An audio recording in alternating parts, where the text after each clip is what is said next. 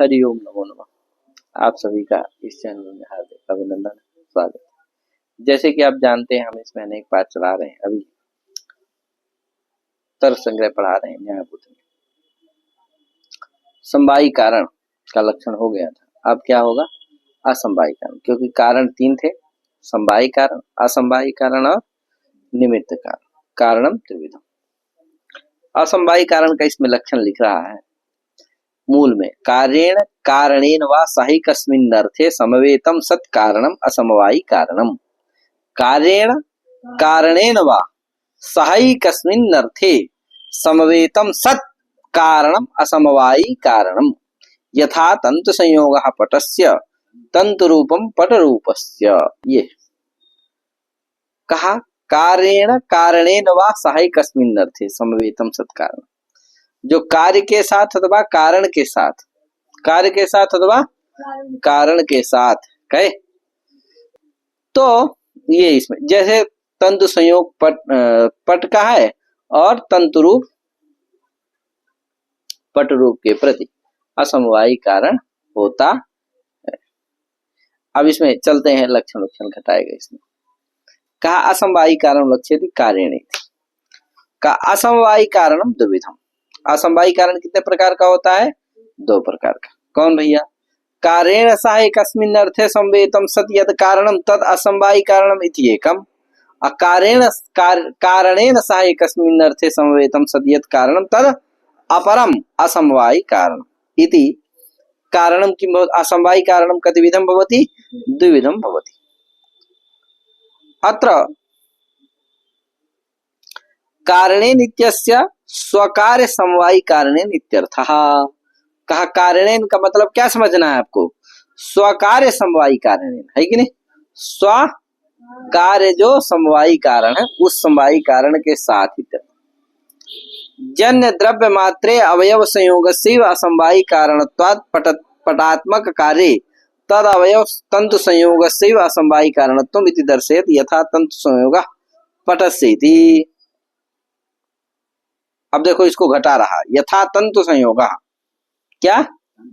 तंतु संयोगः पटात्मक कार्येण सह एकस्मिन् अर्थे तन्तौ समवाय संबंधेन वर्तमानत्वे सति कारणत्वात् पटात्मक कार्यं प्रति तंतु संयोगो असमवायी कारणम इत्यर्थः। देखो लिख दिया।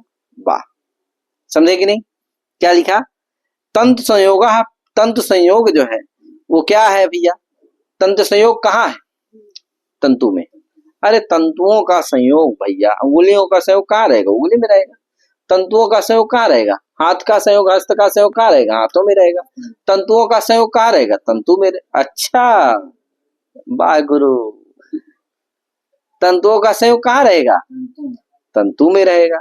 हस्त का संयोग कहाँ रहेगा? हाथों में रहेगा। घटों का संयोग कहाँ रहेगा? घट में रहेगा। क्या यार, संयोग गुण है, जिसमें वो रहता है वो गुणी होता है। किस संबंध से रहेगा? समवाय संबंध से रहेगा। क्या यार, गुण गुणिनो समवाय। तो तंतु संयोग कहाँ है? घट कहाँ है? पट कहाँ है? तंतु में। बताए थे हम। कपाल संयोग कहाँ है? कपाल में। घट कहाँ है? नहीं है। अरे अवयवी है वो। अवयवी द्रव्य कहाँ रहता है? द्रव्य रहता है किस संबंध से? तब फिर तो उसी तरह से यहाँ पट और तंतु, तंतु क्या है? अवयव है। पट क्या है? अवयवी द्रव्य है। अवयवी द्रव्य कहाँ रहेगा? किस संबंध से? तो तंतु में है। किस संबंध से? समवाय संबंध। वही कौन है? भी है। किस संबंध से? नहीं है। तंतु संयोग गुण है। समवाया, ध्यान लगाओ थोड़ा यार। हाँ, यथा तंतु संयोग। अब देखो, हटा लो। तंतु संयोग पटात्मक कार्येण सा। तंतु संयोग कहाँ है? अरे कहाँ है तंतु संयोग? किसके साथ है? कार्य के साथ। कौन सा कार्य है? पटात्मक कार्य है, पट रूप कार्य है। उस पट रूप के साथ एक अर्थ में वर्तमान है, एक अर्थ में समवेत है। समवेत माने समवाय संबंधेन वर्तमानत्वम्, समवाय संबंधेन विद्यमानत्वम्, समवाय संबंधेन वर्तमानत्वम्, समवेतत्वम्। तो समवाय संबंध से वर्तमान कहाँ है? तंतु में हाँ, पटात्मक कार्य के साथ कौन कौन कौन तंतु संयोग हाँ पटात्मक कार्य के साथ हाँ तंतु में समय संबंध से वर्तमान। हाँ, तो लग गया। कारेण सा एकस्मिन् अर्थे माने तंतु रूपे अर्थे समवेतम वर्तते किम तंतु संयोग, और वो तंतु संयोग पटात्मक कार्य के प्रति क्या है, कारण भी है, इसलिए उसको कैसा कारण कहेंगे, असमवायी। क्योंकि अगर तंतुओं का संयोग ना हो तो पट बनेगा, एक तंतु संयोग दूसरे तंतु से तीसरे, ऐसे ऐसे बनते बनते बड़ा भारी क्या बन जाता है, ये साल बन जाती है, कंबल बन जाते हैं, जो इस समय क्या आएंगे सब आए ठंडी में जो जाएंगे, आएंगे कि नहीं आएंगे। ऐसे इसको समझ लेना चाहिए। तो कार्येण सह एकस्मिन् अर्थे समवेतम सत, समवेतम मतलब समवाय संबंधेन वर्तमानम सत यत् कारणम तद असमवायी कारण।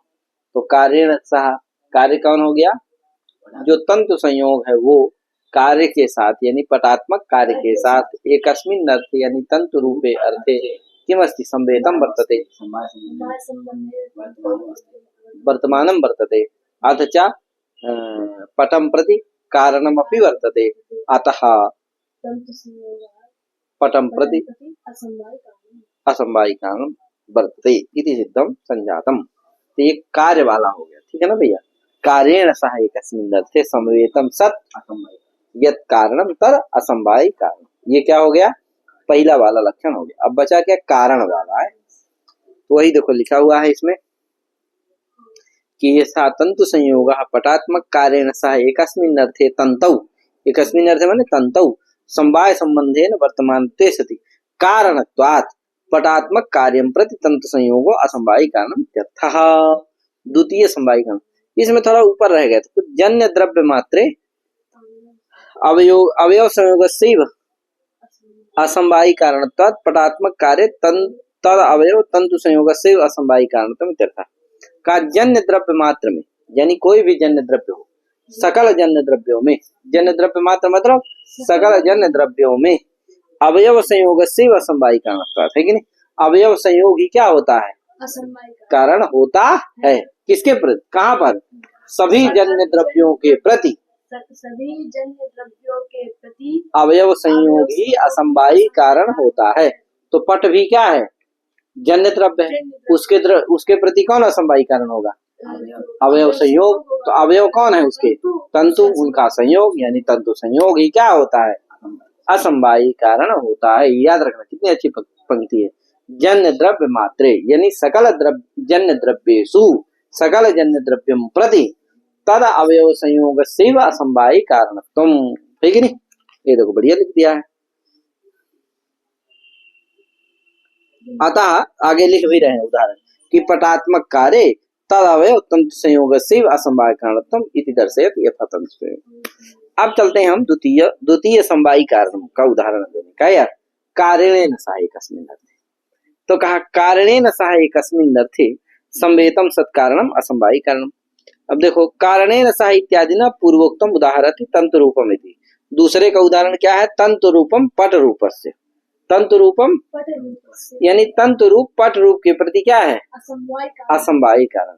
किसके प्रति कौन है, जो तंतु संयोग है, हाँ तंतु रूप है, तंतु रूप पट रूप के प्रति असमवायी कारण। अब देखो कैसे भैया, तो कहा कारणेन सह, पट रूप समवायी कारणी भूतेन पटेन सह। कहे यहाँ कारण कौन लेना है, तो समवायी कारण लेना है। कहे यार पट रूप का समवायी कारण कौन है, पट है। अरे गुण का समवायी कारण कौन होता है, द्रव्य जी। तो पट रूप का समवायी कारण कौन है, पट द्रव्य, पट द्रव्य। तो पट रूप समवायी कारण कारणी भूतेन पटेन सह, समझे कि नहीं। वो पट कहाँ है, ध्यान देना, पट रूप का समवायी कारण कौन हुआ, पट। तो बताओ पट कहाँ पर है, समवायी कारण कौन हुआ, पट। किसके प्रति समवायी कारण हुआ, पट रूप के प्रति हुआ, ठीक है ना। तो पट रूप के प्रति समवायी कारण कौन हो गया, पट। अब बताइए पट कहाँ है, समवायी कारण पट हुआ, वो पट कहाँ पर है, तंतु में है। अभी पीछे बताए थे बेटा कि अवयवी द्रव्य जो होता है वो अपने अवयव द्रव्य में रहता है। तो अवयवी द्रव्य हुआ पट, वो कहाँ रहेगा? अपने अवयव तंतु में रहेगा। हाँ, तो कारण कौन हुआ? पट रूप का कारण कौन हुआ? पट रूप का समवायी कारण हो गया पट। पट, और वह कहाँ पर है? वो कारण है, वो कहाँ है? तंतु में। तंतु में है। और वहीं पर क्या है? तंतु रूप भी है, और वो पट रूप के प्रति कारण भी है। इसलिए कौन सा कारण है? तब अब फिर बताओ, कारणेन सह एकस्मिन् अर्थे समवेतं सात् यत् कारणम तद असमवायी कारणम। क्या अर्थ? तो कहा कारणेन सह पट रूपस्य यत् समवायी कारणम पट तेन सह एकस्मिन् अर्थे तंतु रूपे अर्थे समवेतं समवाय संबंधेन वर्तमानं सत् यत् कारणम किम? समवाय संबंधेन संवेतं वर्तते तंतु रूप, अकारणम अपि वर्तते कम प्रति? पट रूपम प्रति। अतः किम अस्ति? तंतु रूप पट रूपम प्रति असमवायी कारणम वर्तते। ठीक है ना भैया? तो ध्यान रखना, जो तंतु है उसमें समवायी कारण भी वहां रह रहा है, यानी कि पट भी रह रहा है समवाय संबंध से वहां, और वहीं तंतु में तंतु रूप भी समवाय संबंध से रह रहा है। और वो तंतु रूप क्या है? पट रूप के प्रति कारण भी है। इसलिए वो तंतु रूप पट रूप के प्रति क्या है? वो असमवायी कारण वर्तते। ठीक है ना? पट रूप के प्रति समवायी कारण हो गया पट, और पट रूप के प्रति असमवायी कारण कौन हो गया? तंतु रूप। ठीक है? वही कारणेन सह इत्यादि, वो कारणेन सह पट रूप समवायी कारणीभूत पटेन सह एकस्मिन् अर्थे तंतु रूपे अर्थे संवेतं सत् समवाय संबंधेन वर्तमानं सत् तंतु रूपम पटगत रूपम प्रति कारणम भवति। अतः असमवायी कारणम तंतु रूपम पट रूपस्य। इसलिए क्या है? असमवायी कारण है कौन? तंतु रूप पट रूप। सामान्य लक्षणम तो दिया, सामान्य लक्षण बताने जा रहे हैं। क्या बताने जा रहे हैं?